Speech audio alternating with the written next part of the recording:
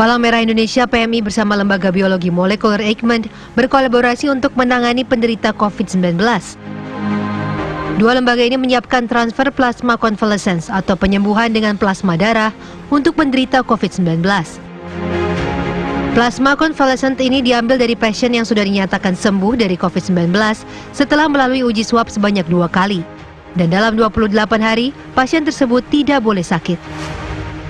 Saat ini PMI telah menuntaskan protokol transfer plasma konvalesen tersebut dan hari Kamis mendatang akan mengambil sampel dari 4 pasien COVID-19 yang telah dinyatakan sembuh. Seperti donor, jadi dia bentuknya dalam bentuk plasma. Jadi diambilnya yang tadi saya sebutkan itu plasma aferesis. Jadi tidak, kalau pernah donor melihat tuh kan kantongnya darahnya merah. Kalau ini plasmanya saja, yang lainnya dimasukkan kembali ke dalam tubuh. Diambil kurang lebih yang warnanya agak kuning ya, putih kuning gitu, 500 cc. Oleh karena itu, donor plasma aferesis harus pernah mendonor, salah satu syaratnya. Untuk menghindari efek samping, PMI bersama Eijkman akan melakukan pengecekan secara komprehensif kepada pendonor dan juga penerima donor. Dari Jakarta, Rizky Darmansyah, Nur Rohman, TV One mengabarkan. Baik, untuk membahas lebih detail, kita sudah terhubung dengan Bapak Sudirman Said selaku Sekjen dari Palang Merah Indonesia. Selamat pagi, Pak Sekjen. Selamat pagi. Pak Sekjen, ini berbicara mengenai pengobatan plasma darah yang saat ini sedang diteliti oleh PMI juga dan juga Eijkman. Ini sebenarnya bagaimana sih sistemnya dan efektivitasnya? Apakah memang sudah terbukti dapat menyembuhkan COVID-19, Pak?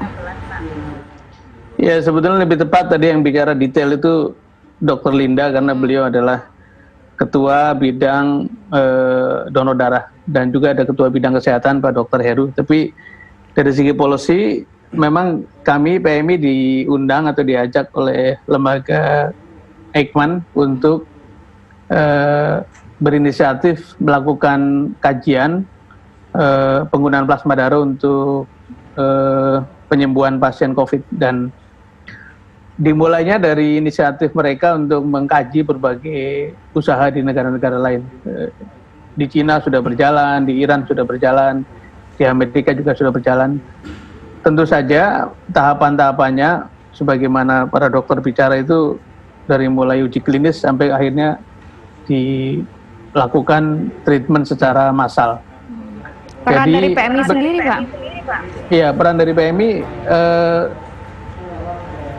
terbatas pada menjadi fasilitator dari proses pengambilan darah, karena PMI kebetulan punya 223 unit transfusi darah dan 15 diantaranya masuk dalam kategori POB, pembuatan obat yang baik, yang sudah disertifikasi oleh Badan POM. Karena itu di 15 tempat ini memungkinkan dilakukan vaksinasi atau pemisahan plasma darah yang dibutuhkan. Tadi Dr. Linda baru menjelaskan bagaimana syarat-syarat atau kriteria yang bisa diproses lebih jauh untuk usaha ini. Oke. Nah, rangkaian mengambil plasma darah ini dimulainya kapan, Pak Dirman? Pekan ini sudah dimulai karena ada beberapa, alhamdulillah ada beberapa pasien yang volunteer yang bersedia menjadi donor.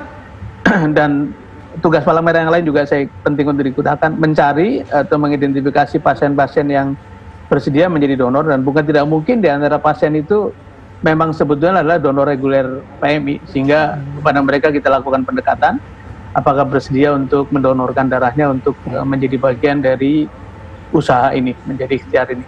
Oke.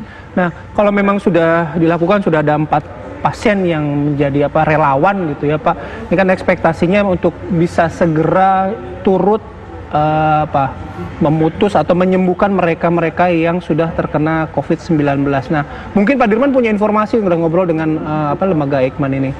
Aplikasinya mungkin langsung pada siapa pasien yang positif ini tuh timelinenya seperti apa sih, Pak? Ya. Kita harus mengelola ekspektasi publik ya, meskipun ini semua usaha mesti ditempuh termasuk usaha ini.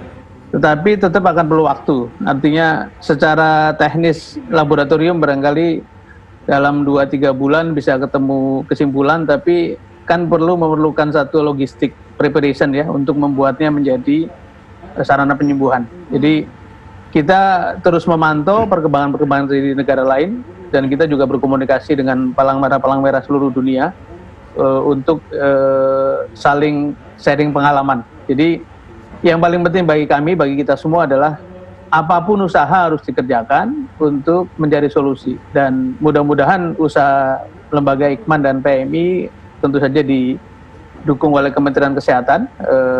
Pak Ketum, Pak Yusuf Kalla sudah komunikasi langsung dengan Pak Menteri, dan Pak Menteri sangat mendukung usaha ini. Jadi semua ikhtiar harus dikerjakan meskipun akan perlu waktu, dan yang harus kita juga pahami adalah bila kita kerjakan sekarang pun hasilnya kan masih perlu waktu, apalagi tidak dikerjakan dengan cepat. Jadi itu dorongan dari Pak Ketua Umum untuk melakukan apapun yang bisa bermanfaat bagi masyarakat. Ya, ada ikhtiar ya Pak ya, tadi saya sudah garis bawahi. Nah, kalau ada 4 pasien sudah menjadi relawan nih, kebetulan mungkin di Jakarta diambilnya. Tapi kalau misalnya Pak ada yang nonton nih saat ini Pak, kemudian tergerak hatinya juga saya ingin menjadi bagian dari relawan itu, tapi di luar Jakarta atau di luar wilayah Pulau Jawa, mekanismenya gimana ya Pak ya? Kalau lihat peta sebaran COVID kan memang banyak di kota-kota besar ya, di kota-kota yang padat gitu. Dan alhamdulillah 15 unit transfusi darah yang saya sebut tadi itu sebarannya ada di kota-kota besar. Jadi harusnya tidak ada persoalan.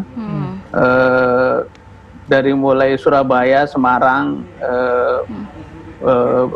Cirebon, kemudian Jakarta tentu saja. Baik. Dan kota-kota lain itu cukup bisa diandalkan, karena itu tidak perlu repot bisa mendatangi atau bisa didatangkan unit atau tim yang bisa mengambil darah dari pasien-pasien itu. Ya Pak Sekjen, tapi tidak ada spesifik, dalam arti ada persyaratan khusus nggak kalau memang pasien yang sudah sembuh ini mau mendonorkan plasmanya? Tadi Ibu Dr. Linda sudah menjelaskannya, ada beberapa kriteria. Oke. Dan tentu saja ada waktu di mana mereka sudah cukup lama dinyatakan sembuh untuk memperoleh pasokan yang lebih bisa diandalkan gitu. Baik, Jadi baik.